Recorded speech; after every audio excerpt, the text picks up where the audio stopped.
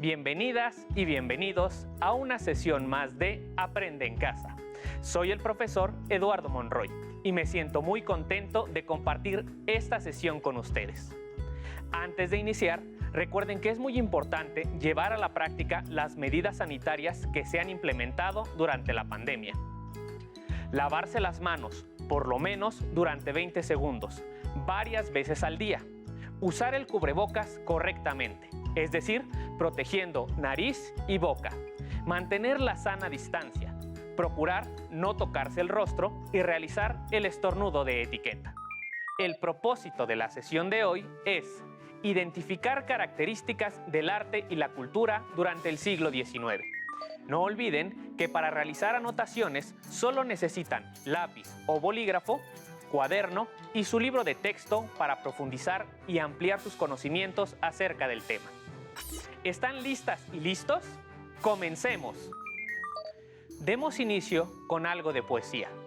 Manuel Gutiérrez Nájera fue uno de los mayores exponentes del modernismo en México, corriente literaria de finales del siglo XIX y principios del siglo XX, que se caracterizó por la sonoridad, métrica y el refinamiento en el lenguaje. En 1894 fundó la revista Azul y Duque Hop fue su seudónimo más utilizado. Ahora leamos, para entonces, uno de sus poemas más célebres. Dice así: Quiero morir cuando decline el día, en alta mar y con la cara al cielo, donde parezca sueño la agonía y el alma un ave que remonta el vuelo. No escuchar en los últimos instantes, ya con el cielo y con el mar a solas, más voces ni plegarias sollozantes que el majestuoso tumbo de las olas. Morir cuando la luz, triste, retira sus áureas redes de la onda verde, y ser como ese sol que lento expira, algo muy luminoso que se pierde. Morir y joven, antes que destruya el tiempo, aleve la gentil corona, cuando la vida dice aún, soy tuya, aunque sepamos bien que nos traiciona. ¿Qué les pareció? ¿Conocían ese poema? Otro de los grandes poetas de aquella época fue Amado Nervo, quien también colaboró en la revista Azul. Su poesía se caracteriza por el uso de la metáfora y el misticismo. A continuación leeré En paz. Muy cerca de mi ocaso, yo te bendigo, vida, porque nunca me diste ni esperanza fallida, ni trabajos injustos, ni pena inmerecida. Porque veo al final de mi rudo camino que yo fui el arquitecto de mi propio destino, que si extraje las mieles o la hiel de las cosas, fue porque en ellas puse hiel o mieles sabrosas. Cuando planté rosales, coseché siempre rosas. Cierto, a mis lozanías va a seguir el invierno, mas tú no me dijiste que mayo fuese eterno. Hallé sin duda largas noches de mis penas, mas no me prometiste tan solo noches buenas. Y en cambio tuve algunas santamente serenas. Amé, fui amado, el sol acarició mi faz. Vida, nada me debes, vida, estamos en paz. Hasta aquí la lectura. ¿Qué otros poetas mexicanos identifican? Les invito a que se acerquen a la poesía, no se arrepentirán. La cultura en nuestro país durante el siglo XIX se caracterizó por su marcada tendencia nacionalista. Esta buscaba inspirar un sentimiento de unidad entre la población mexicana y que las personas se identificaran y sintieran parte de esta nación. En ese sentido, se buscó resaltar las tradiciones, los paisajes y las costumbres que mostraran y enaltecieran lo mexicano. Fue en este periodo que la historia y la formación cívica cobraron gran relevancia, sobre todo en el ámbito educativo. La asignatura se llamaba Historia Patria y era fundamental para fortalecer un sentimiento de unión y de comunidad. Una de las debilidades de esta tendencia fue que, en la intención de crear una nación, distintos sectores de la sociedad quedaron excluidos. Antes de pasar a las bellas artes, empecemos con analizar el medio de comunicación más importante del siglo XIX, la prensa. Durante el siglo XIX, los periódicos eran el medio de comunicación más importante. Aunque la mayoría de la población era analfabeta, era muy común que los periódicos se leyeran en voz alta ante grandes grupos de personas. Además, varios periódicos incluían caricaturas en sus páginas. Las caricaturas eran la manera en que satirizaban el contexto político, es decir, la manera en la que criticaban una situación por medio del sentido del humor. Estas circulaban como hojas sueltas, por lo que sus imágenes llegaban incluso a quienes no sabían leer. En la actualidad, esas caricaturas nos permiten estudiar las ideas políticas de la época. A lo largo del siglo XIX, existieron algunas leyes que limitaron la libertad de imprenta, como la Ley Lares en los tiempos de la dictadura de Antonio López de Santana, que establecía, entre otros aspectos, la censura previa, es decir, que antes de ser publicado cualquier impreso, debía ser entregado primero a la autoridad local. Algunos periodistas llegaron a ser encarcelados en varias ocasiones por publicar críticas al gobierno, como los liberales Ignacio Ramírez, el Nigromante, y también el periodista Francisco Zarco. Pero también se crearon otras leyes de imprenta con menos restricciones que buscaron proteger la libertad de expresión. Este es el caso del Decreto del Gobierno sobre la Libertad de Prensa, una ley emitida por el presidente Benito Juárez al terminar la Guerra de Reforma, el 2 de febrero de 1861. Dice así: es inviolable la libertad de escribir y publicar escritos en cualquiera materia. Ninguna ley ni autoridad puede establecer previa censura ni exigir fianza a los autores o impresores, ni coartar la libertad de imprenta, que no tiene más límite que el respeto a la vida privada, a la moral y a la paz pública. Conozcamos más sobre el uso de la caricatura a través del siguiente video. Del presidente Benito Juárez tenemos la imagen de un busto de bronce, la calle que lleva su nombre o una escuela. Pero cuando estaba en funciones, no escapó a la crítica de la prensa satírica.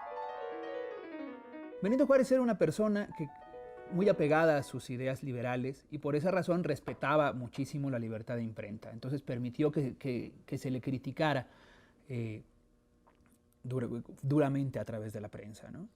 Entonces vamos a ver cómo durante las pugnas entre liberales y conservadores se va a hacer mucho énfasis en el origen indígena de Juárez como un elemento denigratorio. Periódicos de la época, como La Orquesta, El Aguizote o El Padre Cobos, informaban, pero también deformaban la imagen de sus gobernantes. En la caricatura de su época, sí, bueno, se le representa más delgado, pero uno de los rasgos que lo va a caracterizar es que las cejas son muy pobladas. Le van a ir perdiendo el respeto poco a poco, ¿no?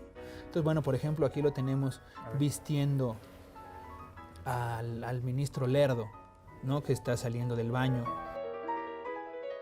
Aquí se le ve claramente en un acto de suma torpeza, mirando hacia el Congreso con un telescopio invertido, ¿no? Digamos, tratando de alejarlo de su propia persona. Estudiar la prensa de la presidencia de Juárez nos ayuda a entender algunos aspectos del México actual. La caricatura va a construir el imaginario en la forma de moldear la percepción. A lo mejor su distribución no es masiva ni su impacto es masivo, pero es quirúrgico. Es decir, es muy preciso y puede modificar las maneras de percibir la escena política. Pasemos a estudiar el desarrollo de las distintas artes. Comencemos por la pintura, que estuvo caracterizada, como mencionamos en el inicio, por el nacionalismo. Por ejemplo, la pintura que pueden observar en pantalla es del paisajista José María Velasco, quien fue un gran exponente de la pintura mexicana del siglo XIX. Esta pintura se llama Valle de México desde el Cerro de Santa Isabel y retrata el Cerro Gordo, el Tepeyac, la Villa de Guadalupe, y al fondo se puede ver el Ajusco y el lago de Texcoco en el Valle de México. Velasco hizo del paisaje mexicano el motivo de su pintura y símbolo de la identidad nacional. También destacaron otros pintores, como el guanajuatense Hermenegildo Bustos, quien pintaba principalmente retratos y naturaleza muerta, y José María Estrada, que por su estilo de retrato fue considerado el padre de la independencia de la pintura en México, porque dejó el estilo academicista que predominaba desde el virreinato. Tras años y años de guerras y conflictos, durante la segunda mitad del siglo XIX se buscó recuperar espacios de esparcimiento y diversión para la población. El teatro y la música tuvieron un gran impulso. Destaca la creación de los teatros de La Paz en San Luis Potosí, Calderón en Zacatecas, Juárez en Guanajuato y Macedonio Alcalá en Oaxaca. El principal campo de producción musical en el México de aquellos años estuvo concentrado en la música para piano. La música que se escuchaba más en esa época era la música de salón y tenía mucha influencia europea. Claro que hay que enfatizar que esta era consumida principalmente por las clases altas. Los valses mexicanos surgieron de dicha influencia, principalmente durante el Segundo Imperio Mexicano, cuando gobernó Maximiliano de Habsburgo, y se produjeron piezas como el Vals Cariñoso, de Ricardo Castro. Hacia la segunda mitad del siglo XIX, uno de los máximos exponentes musicales fue Juventino Rosas, quien, en un vals organizado en el Teatro Nacional para conmemorar la Batalla de Puebla y al que asistió el presidente Porfirio Díaz y su gabinete, despertó gran interés. En 1890 utilizó varios versos del poeta Manuel Gutiérrez Nájera para convertirlos en canciones. Antes de continuar, les invito a escuchar Sobre las olas, el vals que le dio a Juventino Rosas fama internacional.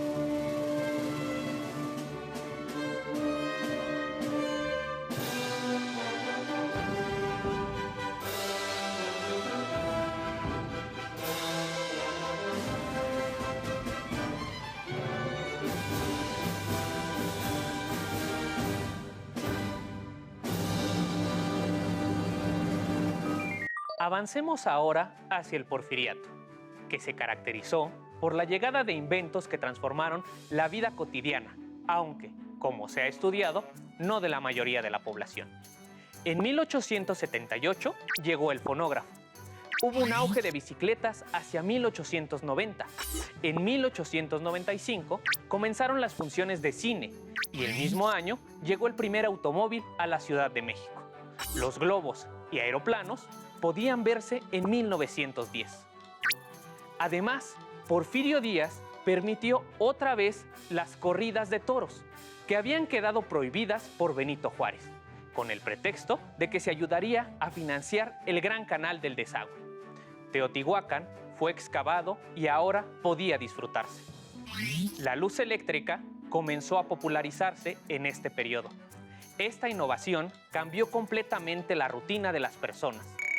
Gracias al alumbrado público, se podían realizar más actividades en las noches, lo que generó un ambiente de vida nocturna en los espacios públicos y de entretenimiento. Los avances tecnológicos de esa época nos permiten ver escenas cotidianas como las capturadas por las primeras cámaras de cine. Estos filmes están resguardados por la Filmoteca de la Universidad Nacional Autónoma de México. Además, nos permiten conocer la voz de varios personajes, por ejemplo, la del propio Porfirio Díaz, quien a través del siguiente audio le agradeció a Thomas A. Edison el envío de un fonógrafo, del que fue su inventor. Vamos a escucharlo. Chapultepec, agosto 15 de 1909. Señor Tomás A. Edison.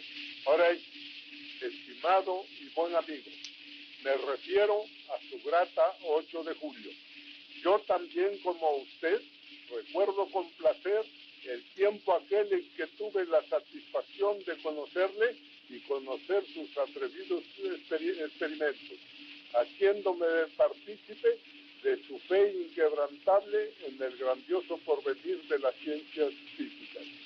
Fue allá en su patria, en los primeros días de la luz eléctrica en Nueva York, y desde entonces presentí en usted al héroe del talento, al triunfador del trabajo, al que más tarde habría de someter a disciplina el fuego arrebatado por Franklin a los cielos para perpetuar acá en la tierra, en sus maravillosos aparatos fonográficos, la cariñosa voz de los seres amados, reproduciendo todos los ritmos. Otro aspecto que se transformó fue el educativo. Antes de 1857, la educación era controlada por la Iglesia Católica. Esto cambió con la Reforma Liberal, cuando los liberales radicales impulsaron cambios en las leyes para establecer el derecho a la educación laica. La educación y la cultura en México, durante la época de la República Restaurada y el Porfiriato, tuvieron una fuerte influencia de la corriente filosófica del positivismo, a través de Gavino Barreda, el primer director de la Escuela Nacional Preparatoria. Esta corriente de pensamiento proponía que el único conocimiento verdadero era aquel que se obtenía mediante el método científico. Según el positivismo, la ciencia era la llave del progreso, y esta se entendía como un estado social en donde reina el orden y cada sector cumple debidamente con su papel. Durante la República Restaurada se decretó la Ley Orgánica de Instrucción Pública del Distrito Federal. Se creó la Escuela Nacional Preparatoria, la Escuela Nacional de Ingenieros, la de Medicina, la de Agricultura y la de Bellas Artes. Todas estas escuelas se convirtieron en el centro de formación para los profesionistas. Durante el Porfiriato se llevaron a cabo 2 congresos higiénico-pedagógicos, donde se establecieron los métodos educativos, los contenidos de los programas de estudio y los manuales escolares que debían utilizarse. En esos años, por ejemplo, no existía la educación secundaria, y lo que ahora conocemos como preescolar apenas iniciaba con algunos jardines para infantes. En 1890 se inauguró la primera escuela normal para profesoras, y en 1887 se graduó la primera médica mexicana, Matilde Montoya. Uniformar la educación pública fue quizá el reto más grande de esta época. A pesar de los cambios administrativos, el 80% de la población mexicana era analfabeta. Es importante destacar que, pese a que las mujeres poco a poco fueron accediendo a la educación, en un inicio se brindó una educación unisexual. Es decir, las y los niños no convivían en la misma escuela o salones ni cursaban las mismas materias. En pantalla pueden observar un comparativo entre los alumnos y las alumnas inscritas en 1900. Como podrán darse cuenta, las diferencias son muy amplias. Por ejemplo, en la preparatoria estudiaban 719 hombres por 7 mujeres. Otro ejemplo es que no había presencia femenina en ingenierías. Afortunadamente, en la actualidad, las niñas pueden ser científicas, deportistas o especializarse en la profesión que deseen estudiar. Para concretar el tema de hoy, veamos y escuchemos el siguiente video. El positivismo, corriente filosófica atribuida al francés Auguste Comte y cuyo lema era el amor por principio, el orden como base y el progreso como fin, Fue fundamental no solo en el desarrollo de las ciencias en nuestro país, sino que tuvo influencia en otros aspectos, como la educación y el sistema de salud. En lo que respecta a la cultura, durante el Porfiriato se imitaron las formas e ideas francesas como referentes de modernización. En la arquitectura, había elementos del barroco que se combinaban con el neoclásico, el Art Nouveau e incluso motivos islámicos, aunque predominó el romanticismo y el modernismo. Un ejemplo es el Palacio Postal, diseñado por el arquitecto italiano Adamo Boari, así como los primeros avances de lo que hoy es el Palacio de Bellas Artes. En la literatura destacó Ignacio Manuel Altamirano, de origen indígena, autor de novelas destacadas como Clemencia, de 1869, y El Zarco, escrita entre 1878 y 1888 y publicada en 1901. Otro escritor importante fue Manuel Gutiérrez Nájera, conocido como el Duque Job. Participó en la revista Azul, que retomaba elementos modernistas de la literatura francesa. Guillermo Prieto se dedicó a la crónica y a la poesía. Obras como Memorias de mis tiempos siguen siendo consultadas por los historiadores. La música también recibió un impulso considerable en este periodo. Julián Carrillo desarrolló la teoría del sonido 13, es decir, encontró la forma de dividir las tonalidades que formaban el espectro auditivo hasta en 16 tonos distintos. Felipe Villanueva destacó en el vals con su llamado vals poético. Juventino Rosas compuso el Vals sobre las olas, una de las obras más representativas de la música mexicana, y el Vals Carmen, dedicado a Carmen Romero Rubio, esposa de Porfirio Díaz. Otros compositores que sobresalieron fueron Melesio Morales, creador de la Escuela Italiana de Ópera en México, Ricardo Castro, quien compuso el Vals Capricho, y Aniceto Ortega, creador de Guatimozin, considerada la primera ópera mexicana. Las artes plásticas fueron encabezadas por pintores y escultores que estudiaron en la Academia de San Carlos. Estos artistas representaron en sus obras un discurso nacionalista con escenas del pasado prehispánico, reivindicando la figura de los indígenas. Félix Parra, Santiago Rebull, Leandro Izaguirre y Joaquín Ramírez son algunos de los artistas destacados que rastrearon los orígenes de la patria antes de la independencia. José María Velasco pintó paisajes que elogiaban el suelo y la naturaleza mexicana. Gerardo Murillo, conocido como el Dr. Atul, se adentró en la pintura vanguardista y experimentó con formas y colores. La escultura en el Porfiriato también era coherente con ese discurso nacionalista. Destaca la Victoria Alada, una alegoría de la nación conocida popularmente como Ángel de la Independencia, diseñada por Antonio Rivas Mercado, que se inauguró el 16 de septiembre de 1910 como parte de los festejos del centenario de la Independencia. Antes de despedirnos, les propongo el siguiente reto. Seleccionen una disciplina artística como la pintura, la música, el teatro o literatura. También pueden seleccionar una obra arquitectónica que haya surgido durante el Porfiriato. Investiguen los datos de la obra, como el autor y sus características generales, y elaboren un folleto donde inviten a sus compañeras y compañeros o a su familia para que la vean o escuchen según sea el caso. Para resolver el reto de la sesión, pueden ayudarse en su libro de texto. ¡Listo! Terminamos. Pero aún nos queda mucho por explorar y descubrir. Así que nos vemos pronto aquí, en Aprende en Casa. ¡Hasta la próxima!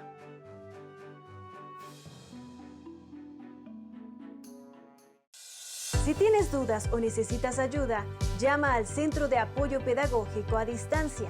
El número de teléfono para secundaria es el 55 36 01 71 23. Si requieres consultar los libros de texto en versión digital, recuerda que los puedes encontrar en la página conalitec.cep.gov.mx. Y recuerda que también cuentas con el sitio aprendeencasa.cep.gov.mx, en donde podrás ver nuevamente los videos de los programas y además encontrarás actividades para fortalecer tus aprendizajes. También te invitamos a que consultes la plataforma nuevaescuelamexicana.cep.gov.mx.